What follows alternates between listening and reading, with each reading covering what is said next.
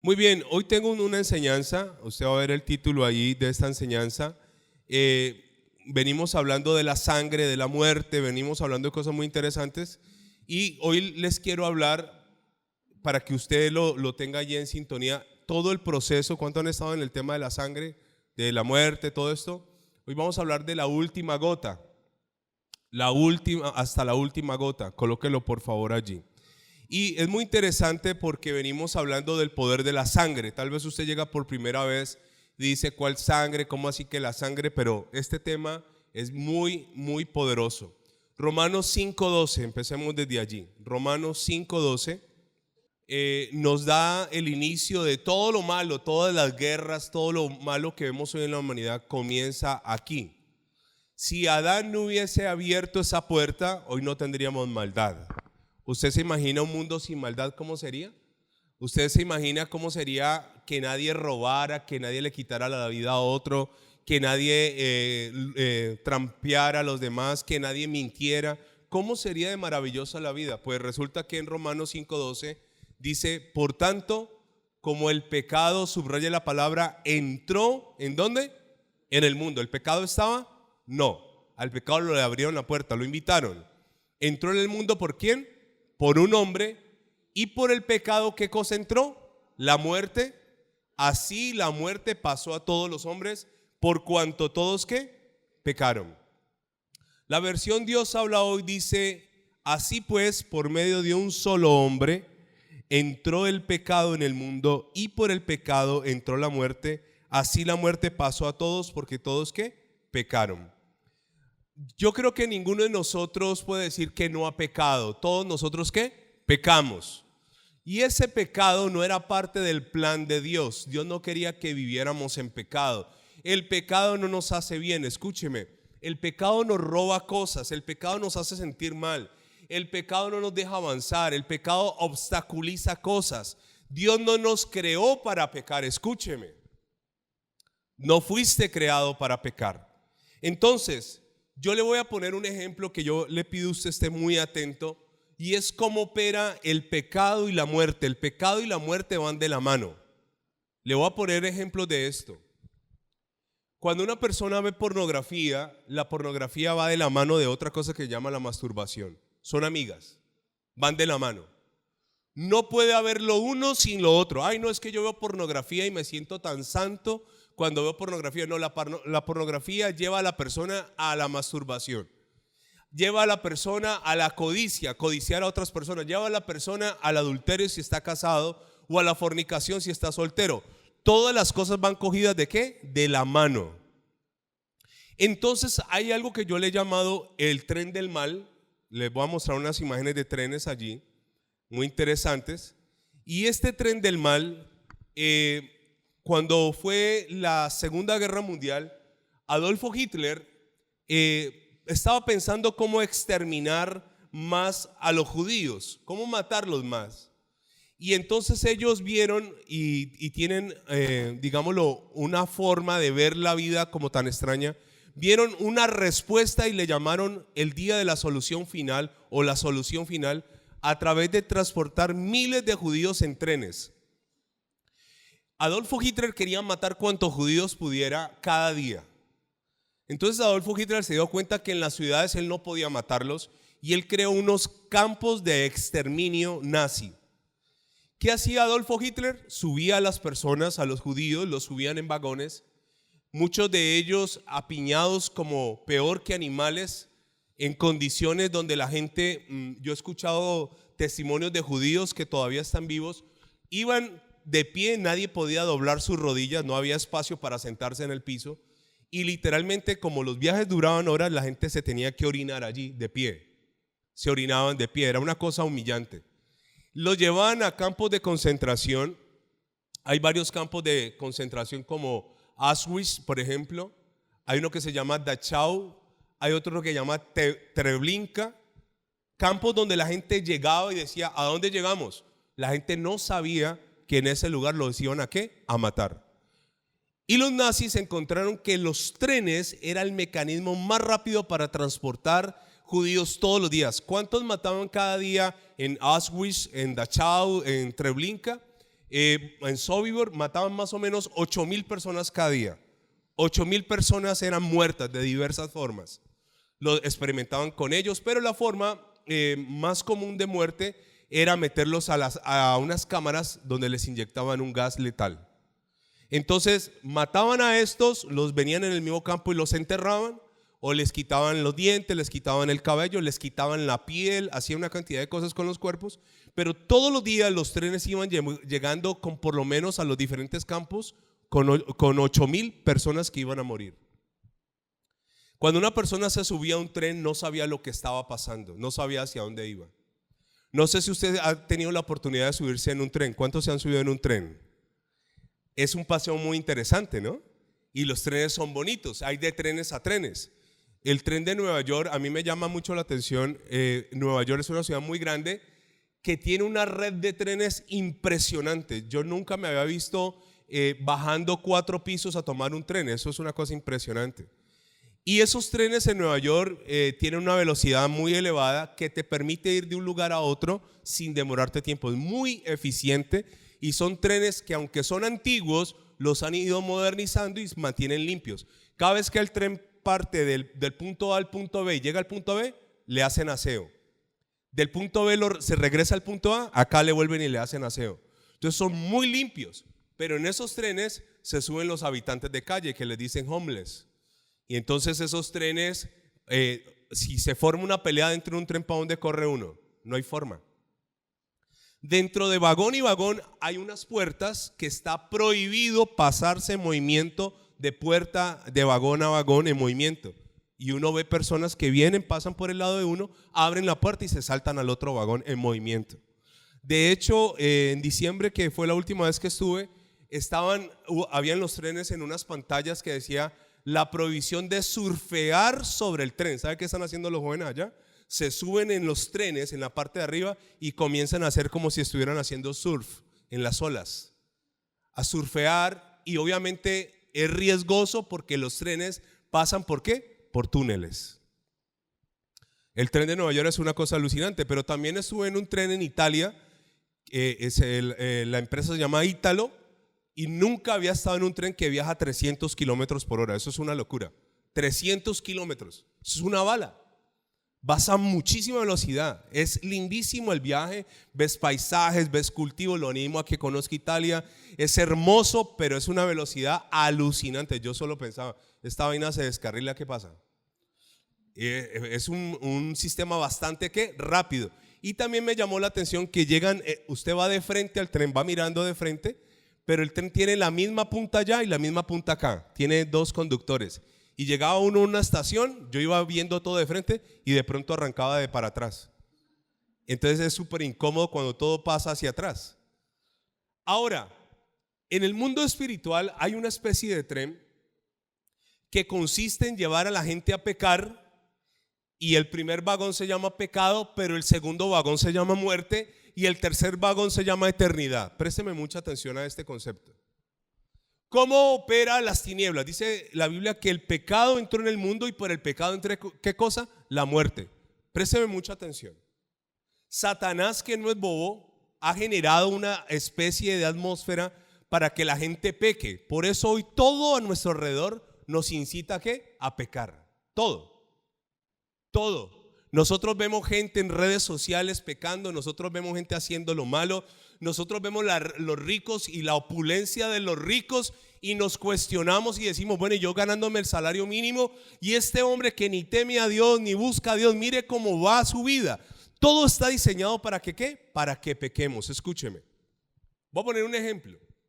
Una persona que va a un bar, que va a una cantina, que va a un sitio de consumir licor, esa persona primero fue afectada ¿en qué? En su mente a través de algo que se llama la publicidad. Escúcheme.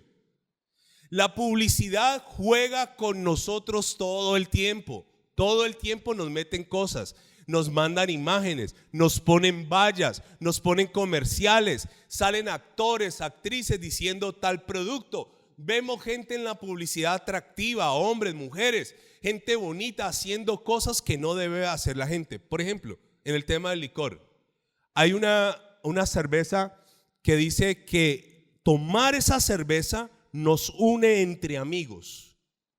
O sea, colocan un grupo de amigos, pero en medio de los amigos está ¿qué cosa? El trago. Resulta y pasa que el trago, una persona comienza a tomar licor y dice, yo voy a ir a otro lugar donde hay otros que toman licor, voy a ir a un bar, voy a ir a una cantina, voy a ir a una discoteca. Eso es como un tren, da el primer paso, va a pecar, pero el segundo paso es que Satanás va a querer matar a esa persona para que muera borracha. Y si esa persona muere borracha, yo le quiero decir con todo el respeto que usted se merece, hay gente que dice, es que es un buen borracho. Si es borracho y se muere borracho, no le espera sino que la condenación eterna. Y la gente está buscando ¿qué cosa? Eso, la felicidad donde no la va a encontrar. Entonces el diablo lo sabe, lleva a una persona a tomar, pero la finalidad del diablo no es que usted tome. La finalidad del diablo no es que usted sea un bebedor entre comillas social. La finalidad del diablo con cada pecado es que el pecado va unido a ¿qué cosa? A la muerte, y la muerte va unida al Hades, es un tren. Voy a leerle algunos versículos bíblicos. 1 Corintios capítulo 6 versículo 9, acompáñeme por favor. 1 Corintios capítulo 6 versículo 9 y 10. Creo que muchas veces lo hemos leído, pero no está de más volverlo a leer. Hace una pregunta, formula una pregunta, dice, ¿no sabéis que los injustos no heredarán el reino de Dios? Entonces, ¿la injusticia es un pecado? Es un pecado. Dios aborrece la pesa que está recargada. Cuando una persona es injusta, no paga lo que debe pagar. Cuando una persona es injusta, hace lo que no tiene que hacer, no podrá entrar. O sea, lo lleva a pecar, pero la finalidad es, no va a estar con Dios, va a estar en la eternidad con nosotros. Dice, no erréis o no se equivoquen. Y luego describe, ni los fornicarios. Entonces yo voy a darle un consejo a los fornicarios, cásense. Yo puedo estar fornicando y yo puedo estar diciendo, es que nos amamos. Ok, ante las leyes humanas está ok. Pero ante las leyes divinas, la fornicación es tener relaciones sexuales sin estar como casados. Y hoy en día, ¿qué pasa con la fornicación? Es algo cotidiano, normal, es paisaje, es muy normal eso. Hoy en día nos meten cada día más que en la variedad está el placer, cuando esto es happiness, cuando es una equivocación. Los fornicarios, según Dios, porque yo no tengo las llaves del cielo, yo no determino quién, no entrarán. Pero después dice, ni los idólatras. No, es que esa imagen no le hace daño a nadie, es que eso lo tengo desde mi abuela. Ni los idólatras, ni los adúlteros, que esto es para todos. ¿Qué es adulterar? Es tener una pareja, estar casados y tener un amante o un amante, ¿sí o no? Ah, no, pero es que Dios sabe que es que ella es muy fría en la cama, hermano. La razón que sea no es válida delante del Señor. Si tu relación matrimonial es una relación que no se ha podido salvar, que lo has intentado todo, que no se ha podido enmendar y que hay pruebas de que te han sido infiel, te puedo contar esto. Bíblicamente te puedes separar y te puedes volver a casar. Si te han sido infiel, puedes separarte y volverte a casar. Pero no porque me la hizo se la hago, porque entonces los dos están rumbo a un lugar que Dios no quiere que usted vaya. Y después dice, ni los afeminados. ¿Cómo estamos con este tema de los afeminados? No se les puede decir absolutamente ¿qué? Nada. Ni los que se echan o se acuestan con ¿quiénes? Con varones. ¿Hay razón para que nos odien? No la hay. Nosotros no lo estamos condenando. De hecho, aquí ustedes han visto, hemos tenido homosexuales, hemos tenido travestis sentados allí. No los aborrecemos. ¿Por qué? Porque yo quiero que ellos sean salvos. Pero hermano, yo tengo que decirte, si te acuestas con hombres, siendo hombre, hermano, no vas a entrar al reino de los cielos. Si eres afeminado, no vas a entrar al reino de los cielos. Y eso está allí hace miles de años. Y dice, ni los ladrones. Ah, no, es que yo no pago el transporte mío porque es muy malo el mío y en las estaciones yo soy de los que me meto colado. Está robando, mano. Ah, no, es que yo me llevo esta resma de papel de la empresa porque a la empresa no le hace falta. Está robando, hermano. Ah, es que yo llamé a mi compañero que sabe electricidad para que me haga una conexión para no pagarle tanto a Cali. Está robando, hermano. Ah, es que no va a pagar la fotomulta, sino que yo voy donde un tramitador que me cobra el 30%. ¿Estás qué? Robando. Y luego dice los avaros, los que quieren tener todo el tiempo dinero, codician, no quieren compartir, quieren más.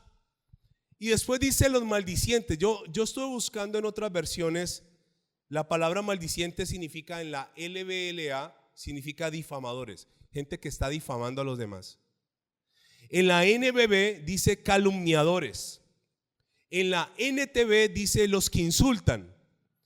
En la versión PDT dice los que maltratan a los demás con sus palabras. En la RBC dice el mal hablador. Y en la TLA dice los que hablan mal de los demás.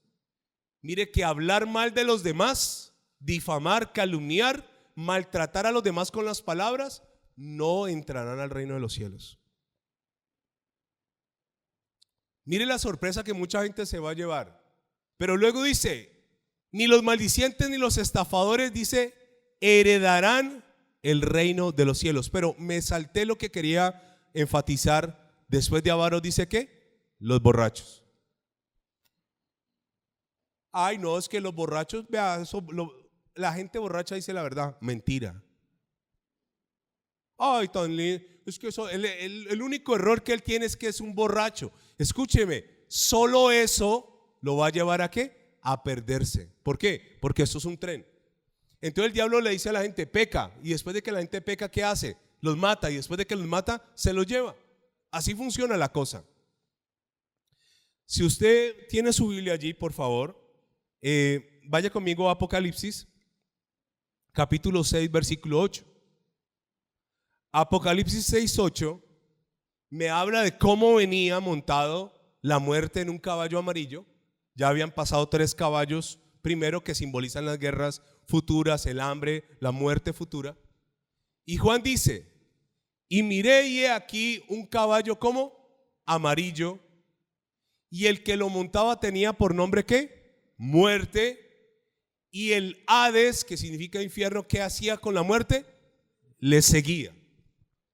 No sé si usted alguna vez ha visto una imagen de esas máquinas, sobre todo en Europa, que cogen el trigo, lo cosechan el trigo y lo van echando atrás en unos contenedores. No sé si usted lo ha visto. Eso sucede cuando en el campo hay la tecnología suficiente, que vienen arrancando, lo va procesando y lo va de una vez empacando. Así sucede en el mundo espiritual. El diablo te dice peca, pero detrás de pecar luego viene la muerte, y detrás de la muerte viene ¿quién? El Hades. Escúchame. Yo quiero decirte que esto es serio. Entonces cuando uno está pecando, el diablo viene y te miente, te dice no, tranquilo, no pasa nada, todo lo hacen, de esta vas a salir, lo dejas cuando quieras, no te preocupes, no es tan malo, hay pecados más graves, matar es peor de lo que tú estás haciendo. Te engaña, ¿por qué? Porque quiere matarte en ese pecado para luego ¿qué? Condenarte. En ese orden de ideas les quiero hablar de que Adán pecó. Adán se vio en una situación de pecado y dijo, bueno, ya cometimos un error, ahora ¿cómo salgo de esta? La única para librarnos de las consecuencias de nuestro pecado se llama ¿qué? La sangre. Lo único que te puede librar a ti de no morir eternamente es la sangre. La sangre es algo muy importante que les quiero hablar a continuación. Ok, mire la sangre. La sangre es lo único que nos puede limpiar a nosotros de pecado. Es muy curioso sobre la sangre lo que estuve averiguando, pero la sangre participa en la defensa ante las infecciones. Por la sangre se transporta el oxígeno del cuerpo, se transportan nutrientes, pero también por la sangre se transportan toxinas que el cuerpo debe eliminar. La sangre participa en la regulación de nuestra temperatura. La sangre transporta hormonas. Y la sangre participa en algo que se llama la coagulación o cicatrización cuando una persona sufre un corte en ellos. Esto es la sangre como tal. Los 4 grupos o niveles básicos de la sangre son el A, el B, el AB y el O. Esos son los 4 grupos más comunes. ¿Cuál? El A, AB, el B y el O. Pero curiosamente hay 32 tipos de sangre diferentes. O sea que hay gente que tiene una sangre que es rarísima. Si una persona es tipo A y viene un donante tipo B, la sangre no le sirve. Hay sangres que a ciertas personas no les sirven, no son compatibles. Le voy a hablar algo más de la sangre. Si una persona sufre un corte, y esto le puede servir, Dios los guarde a todos ustedes, pero si una persona sufre un corte y comienza a perder sangre, hay que impedir que la persona pierda sangre en minutos porque puede caer en un shock a través de la pérdida de la sangre. ¿Sabe? Nosotros no es que tengamos mucha sangre en nuestro cuerpo. Un adulto puede tener 4.5 litros, 4,5 litros más o menos. Si usted compra una gaseosa, ¿una mega cuánto trae? ¿3 litros? Compre una mega, la más grande, y póngale 1,5 litros. Eso es lo que contiene de sangre una persona. Cuando una persona comienza a perder sangre y pierde por encima de los 500 centímetros, comienza a perder el conocimiento. Entonces, en una pérdida de sangre, una persona tiene que apretar, ejercer una presión. Hay personas que lastimosamente, mire esta foto, nosotros tenemos unas arterias. ¿Qué son arterias? Como autopistas, ¿no? Por donde pasa un gran flujo de sangre. Por ejemplo, una muy conocida por todos nosotros es la aorta, ¿no? Pero hay arterias que pasan por las extremidades, y una persona que sufre un corte sobre una arteria en minutos puede morir desangrado. Entonces lo que se aplica allí es un torniquete para que no pase tanta sangre, y si es en las extremidades bajas, subir las extremidades. Eso funciona, elevarlas para que no sea tanto la pérdida de la sangre.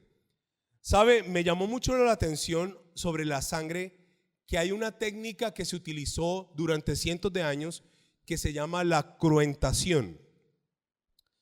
¿Qué era la cruentación?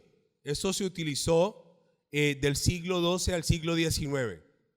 Cuando una persona mataba a alguien, se creía durante muchos siglos que al traerle el muerto, si esa persona era culpable, el muerto iba a sangrar delante del homicida. Entonces la cruentación consistía en que alguien estaba acusado de muerte. ¿Usted lo mató? No, yo no lo maté. Traigan el muerto. Se creía en ese tiempo que al poner la persona enfrente muerta, al ver al asesino, sangraría. Y esto no es real. Le voy a explicar por qué. Porque hay algo que se llama livor mortis. Yo no sé si alguna vez usted ha escuchado de livor mortis. La sangre es tan tremenda que cuando una persona muere, mire, se llama livor mortis o lividez cadavérica, la sangre comienza a espesarse. ¿Usted ha visto en esas películas que una persona muere y sangra y es una cantidad de sangre? Esto no ocurre así normalmente. Porque aunque está muerta, la sangre trata de coagular o cerrar, ¿qué cosa? La herida. A menos que sea una persona, hago aquí un paréntesis, hay gente que está tomando, que me tomo una aspirina todos los días para prevenir el infarto. Póngale cuidado a eso, porque eso lo que hace es aguar, ¿qué cosa? La sangre. Entonces una persona de esas se corta y comienza a botar sangre en cantidades alarmantes. Cuando hay un cadáver, que me abstuve de traer imágenes de cadáveres por no herir susceptibilidades, el cadáver comienza a colocarse morado. ¿Por qué? Porque sus tejidos comienzan a morir, pero la sangre como tal se comienza a espesar en el cuerpo, y la sangre en 6 horas ya está espesa. En 6 horas ya la sangre cambia de color. ¿Ustedes sabían que la sangre de nosotros es de un color acá adentro y un color afuera cuando sale? ¿Sabían eso? Porque la sangre contiene hierro, y cuando la sangre toca el oxígeno, la sangre se oxida por el hierro. Entonces la sangre dentro del cuerpo es de un color y fuera del cuerpo es de otro color, y la sangre de un muerto es de otro color completamente diferente. Por eso es que las personas cuando van a un funeral, a un lugar de estos, al cadáver normalmente ya le han sacado ¿qué? La sangre, los fluidos, ya lo han sacado. La sangre es tan interesante que cuando usted va al médico, o usted ha ido al médico, yo espero no le toque eso tan aburridor, solo con que el médico diga, sáquele sangre, ya el médico va a ver cómo está tu hígado, cómo están tus riñones, cómo está tu vesícula, cómo está tu colon. O sea, la sangre contiene ¿qué? Toda nuestra información. Es una cosa impresionante la sangre. Contiene cómo estamos. Contiene si te muestra si hay fiebre, si no hay fiebre, si hay un sangrado interno, si hay anemia, si hay glóbulos blancos, si hay colesterol, si hay triglicéridos. Todo lo contiene ¿en dónde? En la sangre. Quiero decirle algo más. En esto del livor mortis, la gente también no va al tema, pero de pronto le sirven en alguna conversación. Ellos decían, si este lo mató, traemos el muerto y el muerto sangra, ¿no? De hecho, algunas culturas obligaban a la gente a cargar el muerto, ¿no? Al culpable, porque se creía que el muerto sangraba. Y a las brujas se les hacía una prueba, que si la bruja era bruja de verdad, se metía en un pozo con agua y las brujas de verdad flotaban.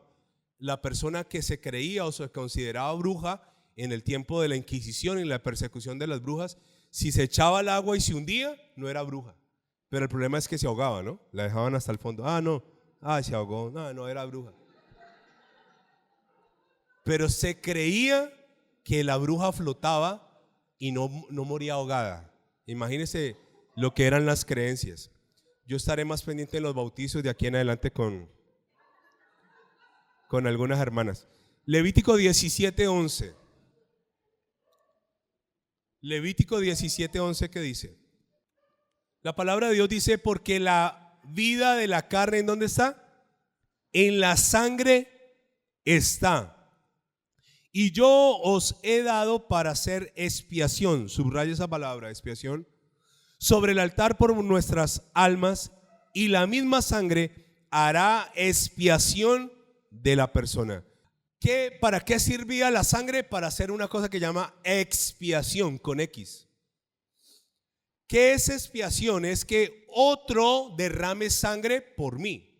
En ese caso, un cordero. Un animal tenía que morir. ¿Por qué cosa? Por mis pecados, para yo ser perdonado y no ir a una eternidad sin Dios. No confunda expiar con X a expiar con S. Si hablamos de espiar con S, es alguien que espía, ¿no? Es alguien que investiga, que es oculto. Expiación, ¿qué significa? Que un tercero paga la culpa, la eliminación de la culpa a través de un tercero. Entonces, en Éxodo capítulo 12, versículo 22 y 23, me muestra cómo opera la sangre a favor de nosotros. Éxodo capítulo 12, versículo 22 y 23. Dice la palabra del Señor: y tomad un manojo de hisopo y mojadlo en la sangre que estará en el lebrillo, y untad el dintel y los dos postes con la sangre que estará en el lebrillo, y ninguno de vosotros salga de las puertas de su casa hasta la mañana. Versículo 23. Porque Jehová pasará, ¿quién? Hiriendo a los egipcios. Y cuando vea la sangre en el dintel y los dos postes, pasará Jehová a aquella puerta y no dejará entrar al heridor en vuestras casas para herir. La versión NTV de esta parte final dice: no permitirá que su ángel de la muerte entre en las casas de ustedes y los hiera de muerte. ¿Qué hizo la gente? Esparció sangre. ¿Sobre qué cosa? Sobre las puertas. Escúcheme. Usted como cristiano ha utilizado la frase me cubro con la sangre de Cristo, ¿correcto? La sangre es algo espiritual que significa que yo soy perdonado, no porque yo lo merezca, sino porque alguien murió por mí y ese alguien me dio a cambio a mí la redención. Y cuando yo oro por mi casa, recomendación, unja los dinteles de las puertas. Cuando vamos a orar por una casa, siempre empezamos por la puerta, la ungimos. Extrañamente, este pasaje es bien extraño porque va a pasar un ángel de la muerte. ¿Qué es la muerte? Un ser. Y el ángel donde vea que hay sangre no va a entrar. qué curioso es esto. ¿Por dónde entran los ángeles? Por cualquier lado, ¿cierto? Los ángeles y los demonios, ay, con permiso, ¿la puerta? No. Pero curiosamente ungir la puerta tiene un simbolismo, ¿qué cosa? Espiritual. Si usted tiene negocio, unja las puertas de su negocio. Señor, aquí, ¿cómo hago yo la oración de ungimiento de las puertas? Señor, que este negocio sea visible para la gente buena y que sea invisible para la gente ¿qué? Mala. Escúcheme. Por estas puertas no pasará ninguna persona que venga a hacerme mal, a robarme, a hacerle daño a mi familia, a crear división y contienda. No entrará, no encontrará las puertas. ¿Con qué ungían las puertas? Con sangre. Ahora yo quiero contarle una cosa. Satanás introdujo el pecado trajo la muerte vino con el Hades, pero entonces aparece la respuesta de Dios. ¿Cuál es la respuesta de Dios? La sangre de un cordero perfecto. ¿Cada cuánto el sumo sacerdote tenía que sacrificar un cordero? Cada año. Cada año el sumo sacerdote entraba en el santuario, entraba en el lugar santo, en el lugar santísimo, y mataba un animal y esparcía la sangre por los pecados de él y del pueblo, pero al año siguiente había que hacerlo. Esa sangre era limitada. Usted y yo tenemos hoy algo que se llama la sangre ¿de quién? Del Cordero, de Jesucristo. La sangre del Cordero nos limpia, la sangre del Cordero nos lava, la sangre del Cordero nos redime, porque es la sangre lo más valioso que tiene el ser humano. Escúcheme. Un científico hizo un experimento en Oxford y el tipo fue a un pabellón donde estaban sentenciados a muerte en Estados Unidos, y el tipo le dijo a los reos, les dijo: ¿quiénes de ustedes me ayudarían para un experimento científico? Yo voy a cortarle levemente una vena a una persona y le voy a producir un sangrado gota a gota hasta que muera. Entonces un privado de la libertad dijo: bueno, pues aquí me van a poner en una silla eléctrica, pues yo me le apunto, y se fue y se metió. Dice que lo pusieron sobre una camilla, le amarraron los brazos para que no pudiera luego soltarse, le colocaron debajo del brazo, le colocaron un platón metálico, le taparon los ojos al tipo, él voluntariamente accedió por la ciencia, y le hicieron, dice, una pequeña fisura en su piel. Lo que él no sabía es que al otro lado de la camilla el tipo colocó una bolsa de suero que goteaba también en un balde metálico. La herida que le produjeron a él se comenzó a cerrar sola y comenzó lentamente a mermar la sangre. No era una herida muy profunda, pero él, que no estaba viendo, comenzó a escuchar cómo goteaba el suero en un balde metálico y cómo goteaba, y él empezó a contar las gotas que caían y comenzó a darse cuenta que se estaba quedando sin sangre, que en realidad no estaba pasando. Y el científico, que era la prueba del científico, él no le quería contar a él la prueba, comenzó a cerrar la llave y comenzaron a notar que cada vez que él escuchaba con menos frecuencia caer sangre, sentía que se estaba muriendo, y su corazón comenzó a acelerarse, y le dio un infarto y murió. No murió porque perdiera sangre, murió porque la mente, el cerebro, le estaba diciendo: nos quedamos sin sangre. No estaba pasando. Escúchame. Cuando una persona se desangra, las venas se apretan. Por eso cuando a una persona le hacen transfusión, encuentran que esas venas que por las cuales antes circulaba sangre, ya ahora hay dificultad para que pase sangre. De hecho, tenemos casi 5 litros de sangre, y cuando a una persona le hacen una transfusión le tienen que meter por lo menos 10 litros de sangre. Permítame decirle algo ya por causa del tiempo, para que usted se vaya a celebrar el Día del Padre. El Señor Jesús estaba en la cruz, y Él, como castigo a los crucificados, cuando no morían, como no podían pasar el otro día en una cruz, habían dos cosas que se hacían. Se acercaban, prendían una fogata a los pies del reo para que el humo ahogara al crucificado, moría por asfixia. La otra, llegaban con una porra larga, un mazo largo, golpeaban las canillas y las quebraban, como ellos estaban apoyados en las canillas, le rompían las piernas, entonces ya el reo, al quedar con sus brazos extendidos, tampoco podía respirar bien y moría. Entonces vienen los soldados a matar, a rematar a Jesús, y en Juan capítulo 19, versículo 32, nos encontramos este cuadro. ¿Qué ocurre aquí? Juan capítulo 19, versículo 32. Vinieron pues los soldados romanos, que eran indolentes, y quebraron las piernas del primero. ¿De cuál primero? Uno de los que estaba al lado del Señor. ¿Qué le hicieron? Le quebraron las piernas. Y asimismo al otro que había sido crucificado con él. A estos dos manes, uno iba para el cielo, el otro no. Uno aceptó a Jesús, otro no. A ambos les quebraron, ¿qué cosa? Las piernas. Cosa horrenda, ¿no? Mas cuando llegaron a Jesús, como le vieron ya muerto, no le quebraron las piernas, porque hay una palabra profética que a él no se le partiría ningún hueso. Sigamos, 34. Pero uno de los soldados le abrió, ¿qué cosa? El costado, las costillas. ¿Con qué cosa? Con una lanza. O sea, asegurémonos que el hermano está haciendo show, tenga lo suyo. Le metió su chuzón con una lanza. Y al instante, es lo que yo quiero llegar, le salió, ¿qué cosa? Sangre y agua.